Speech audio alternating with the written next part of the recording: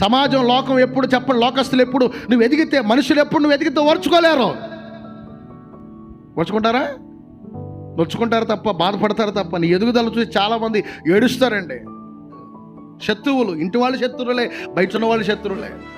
ఇప్పుడు బయట ఉన్న వాళ్ళ శత్రువులు అంటే ఏదో రకంగా తట్టుకుంటాం. అసలు ఇంట్లో వాళ్ళ శత్రువులు అంటే, ఇంట్లో వాళ్ళే పగస్తులంటే, ఇంట్లో వాళ్ళే మోసం చేస్తున్నారంటే అది ఎంత బాధో కదా. కొంతమంది ఏడుస్తారు, కన్నీళ్ళు చెప్పండి కళ్ళలో కుక్కుంటా. చాలామంది ఎన్నో రకాలుగా బాధపడతారు. అయ్యా మా ఇంట్లో వాళ్ళేనండి. అదేంటో కానీ అసలు ఫ్యామిలీలో కొంతమంది కడుపును పుట్టిన బిడ్డలే సంతోషంగా ఉంటే కొంతమంది తల్లిదండ్రులు ఓడ్చుకొని సావరండి.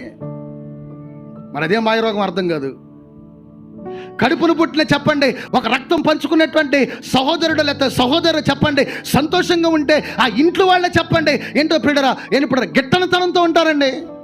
నింద వేసి ఇప్పుడు వాడి జీవితాలను పాప పట్టుకొని చాలా మందిని ఈడ్చుకొని పోతుంది.